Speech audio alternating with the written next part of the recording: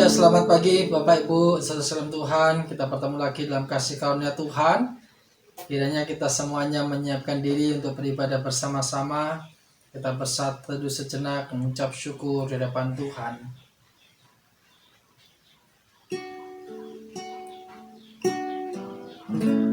Bapa di surga mengucap syukur untuk pagi hari ini.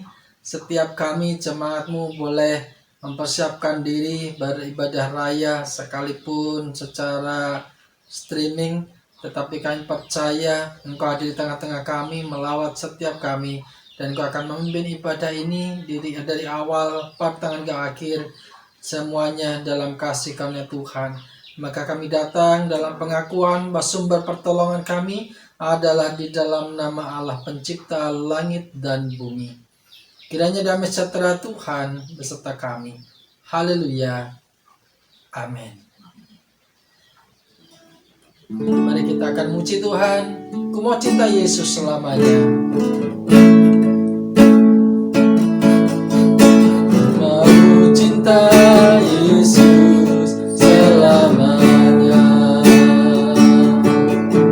Ku mau cinta Yesus selamanya.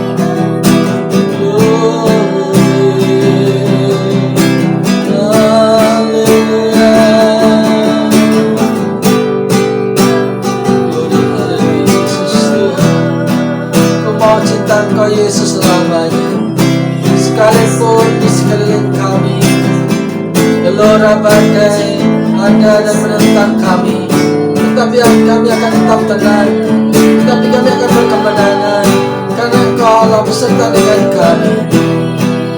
Gloria, haleluya, haleluya, haleluya, haleluya.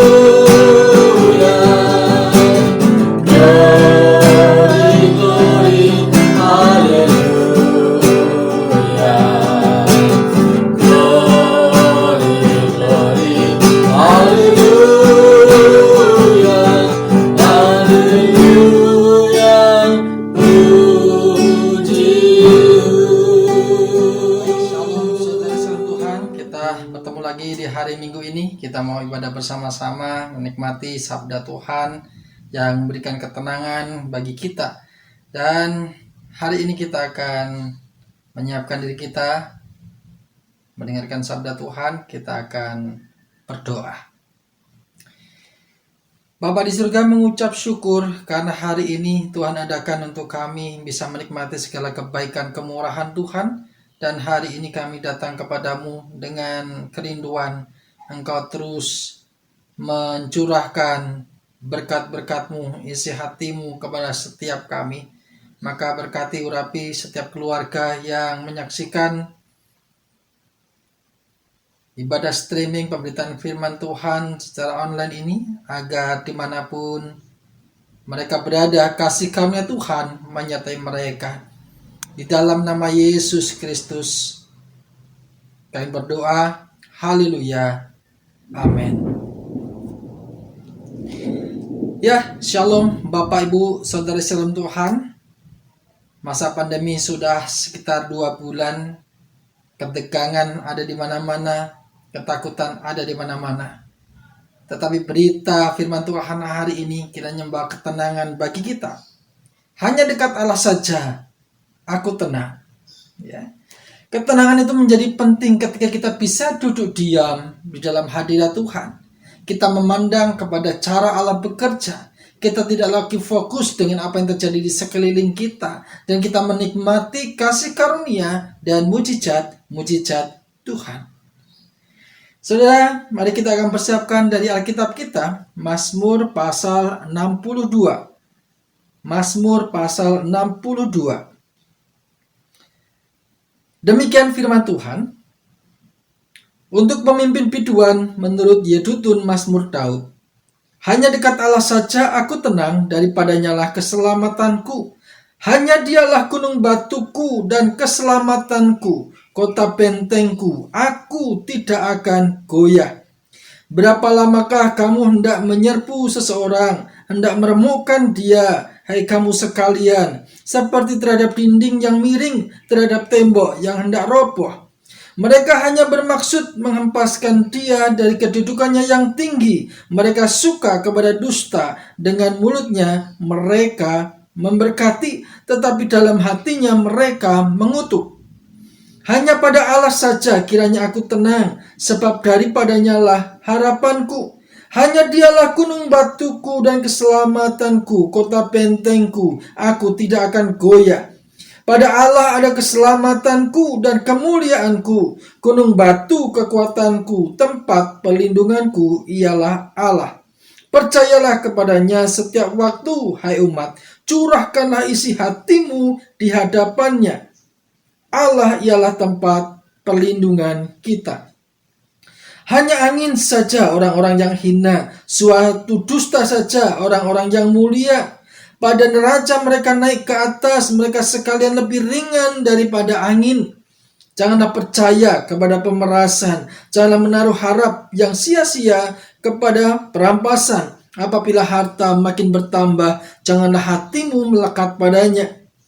Satu kali Allah berfirman, dua hal yang aku dengar, bahwa kuasa dari Allah asalnya, daripadamu juga kasih setia ya Tuhan, sebab engkau membalas setiap orang menurut perbuatannya. Saudara Tuhan, latar belakang dari pasal ini adalah bagaimana keadaan Raja Daud. Di sekelilingnya ada banyak orang-orang yang bersifat munafik. Dikatakan bahwa Yesus itu memberikan keyakinan kepada Tuhan saat dia menghadapi persepakatan politik yang hendak menjatuhkannya. Di ayat 2-5 tadi kita baca bersama-sama. Dengan keyakinannya ia mengajak umatnya bersandar penuh kepada Tuhan. Karena ia menyadari bahwa segala kejayaan manusia itu rapuh adanya. Tetapi kuasa, kasih setia, dan keadilan Tuhan yang diberikan kepadanya adalah teguh. Saudara, itu situasi yang sangat tidak nyaman, tidak aman bagi Daud, seorang raja, seorang diri dikelilingi oleh orang-orang yang hendak menggerogoti kepemimpinannya.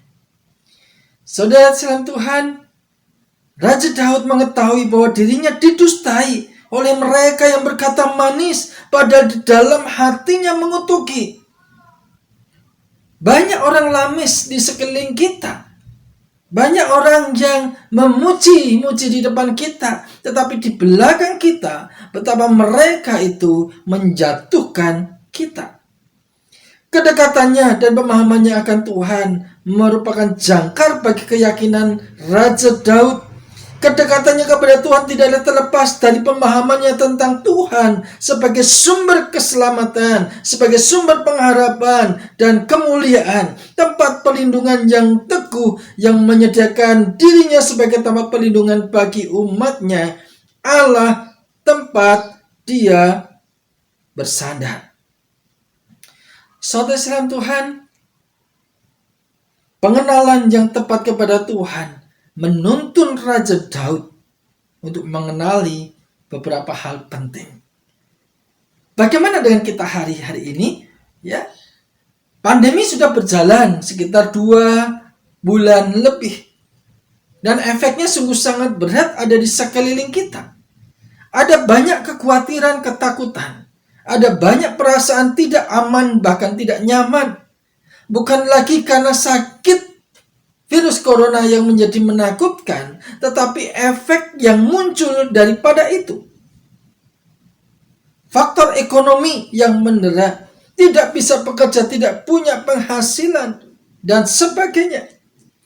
Kemudian tidak adanya kegiatan-kegiatan sosial kebersamaan karena semuanya harus physical distancing. Ketika harus berjaga jarak, ketika harus memakai masker, dan seterusnya. Yang itu memang bertolak belakang dengan budaya kita untuk selalu gotong royong dan bersosial.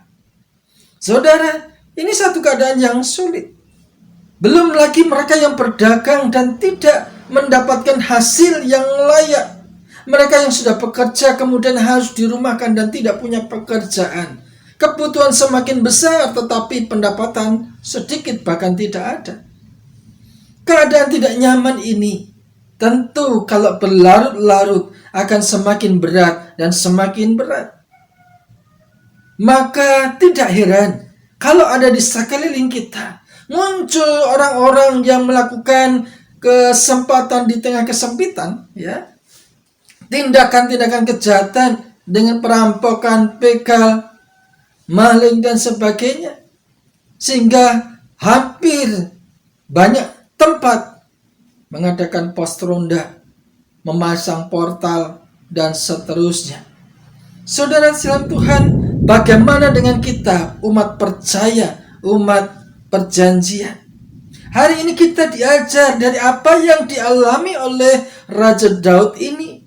Keadaan yang tidak terduga yang ada di sekelilingnya, yang bisa menjatuhkan dia. Raja Daud merasakan bagaikan dirinya itu seperti tembok yang sudah miring, yang tinggal disentuh saja kemudian akan roboh.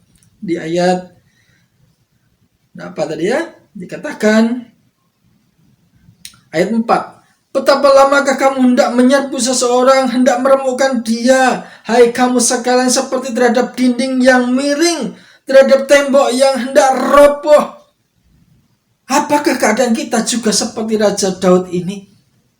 Bahwa keadaan keluarga kita juga seperti tembok yang miring, yang tinggal sebentar saja, yang tinggal sentuh sedikit saja, ada goncangan sedikit saja, kemudian menjadi rubuh dan hancur.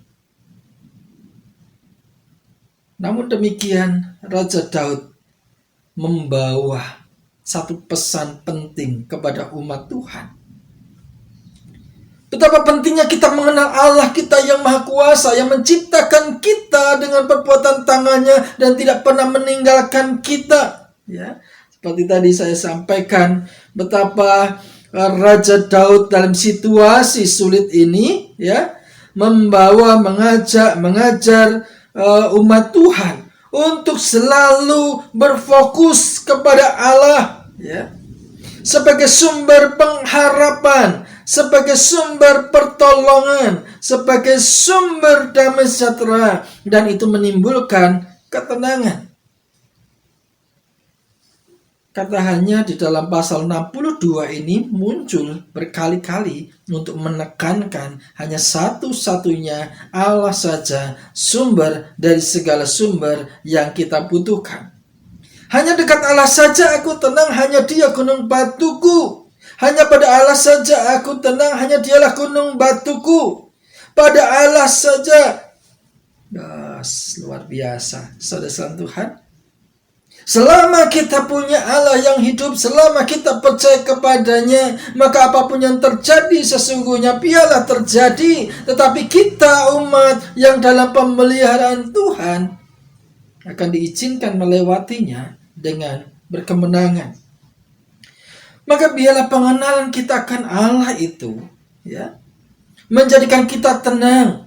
Maka kata tenang di sini bukannya tanpa huru-hara, tetapi kata tenang di sini adalah satu keadaan kita bisa duduk diam di hadapan Tuhan. Kita melihat segala peristiwa terjadi, tetapi kita menikmati kasih pemeliharaan Tuhan. Ada 3 hal penting yang perlu kita tekankan pada pagi hari ini.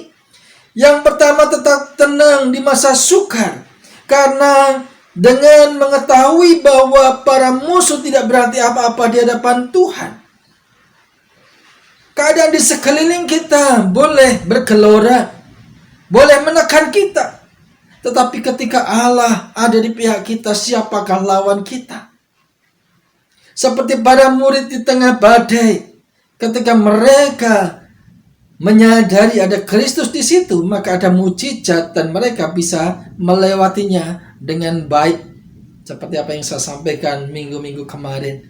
Saudara, pentingnya menghadirkan Kristus di dalam rumah tangga kita, menghadirkan Kristus dalam kehidupan kita, sehingga apapun yang terjadi, sekalipun kita berjalan dalam lembah kekelaman, tetapi seperti pemazmur bilang, aku tidak takut bahaya karena Allah besertaku.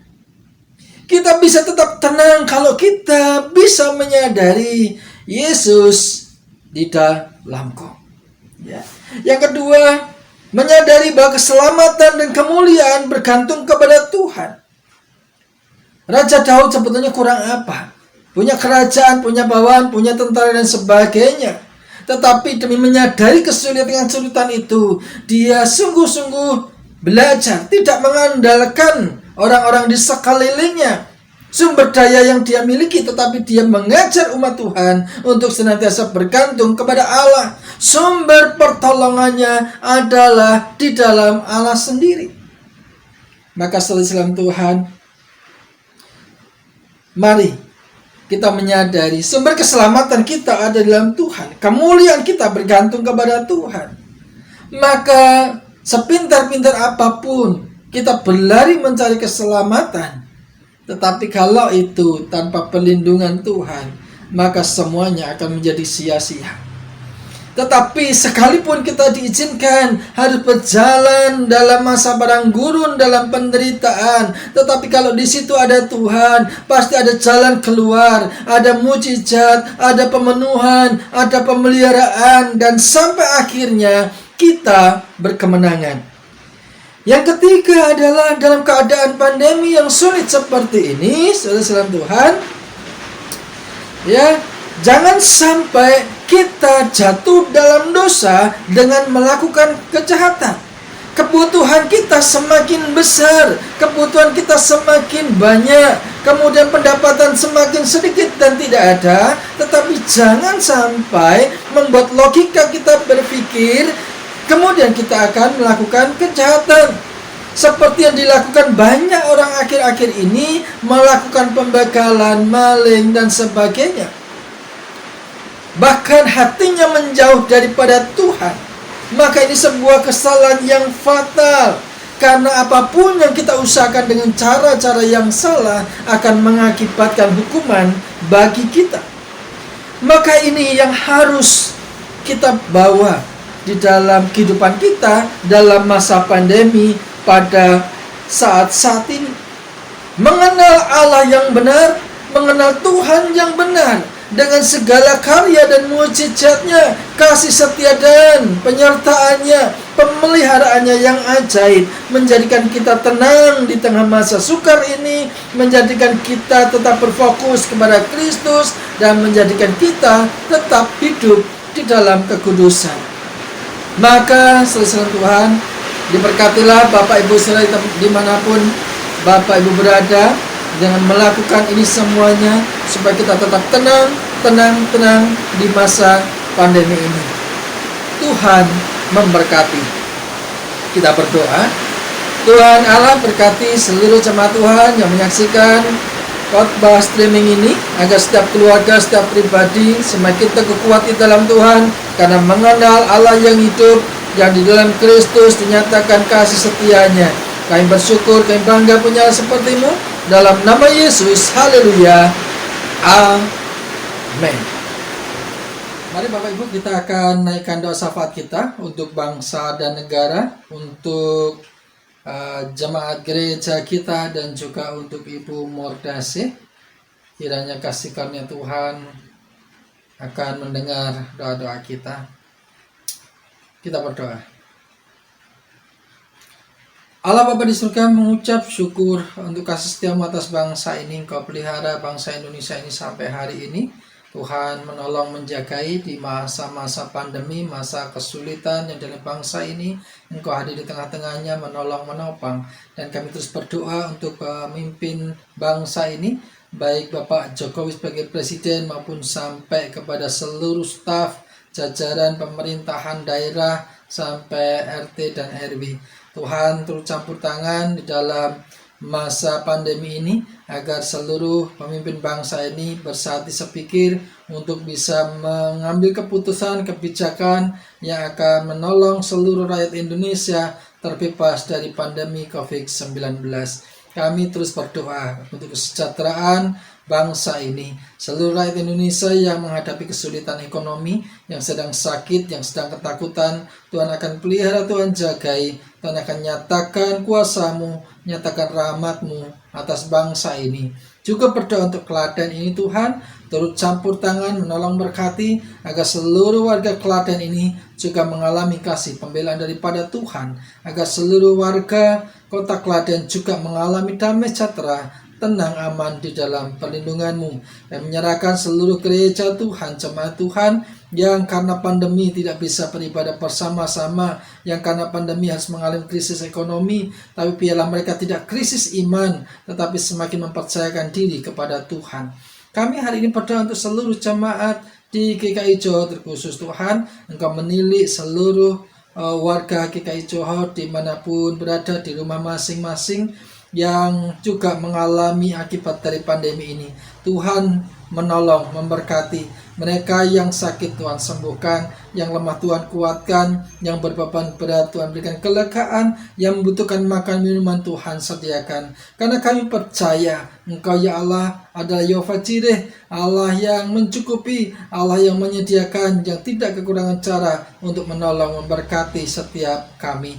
Tuhan, kami berdoa untuk seluruh warga GKI Johor agar iman percaya semakin tumbuh kuat di dalam Engkau, karena mengenal Engkau Allah yang hidup, Allah yang menyelamatkan, yang tidak pernah meninggalkan. Kami berdoa terkhusus untuk Pemordasi, Tuhan turut campur tangan, dibebaskan dari stroke-nya, dipulihkan dari sakitnya, dan bisa kembali beraktivitas seperti sedia kala. Berdoa untuk anak kekasih kami Dandi Prasetyo agar iman percaya terus di dalam Tuhan. Kami juga menyerahkan anak-anak kami yang masih kecil, anak-anak sekolah minggu. Tuhan berikan kesehatan yang sempurna agar dalam keadaan yang sulit ini pun mereka terus bertumbuh. Terlebih mereka semakin hari mengenapi rancangan Tuhan. Terima kasih Allah, terima kasih. Kami menyerahkan seluruh pokok doa ini di dalam nama Yesus Kristus. Bapa kami yang ada di surga, dikuduskanlah namamu, datanglah kerajaanmu, jadilah kehendak-mu di bumi seperti di surga. Berikanlah kami pada hari ini makanan kami yang secukupnya, dan ampunilah kami akan kesalahan kami, seperti kami juga mengampuni orang yang bersalah kepada kami. Dan janganlah membawa kami dalam pencobaan, tetapi lepaskanlah kami daripada yang jahat. Karena Engkaulah yang punya kerajaan, kuasa, dan kemuliaan sampai selama-lamanya. Amin.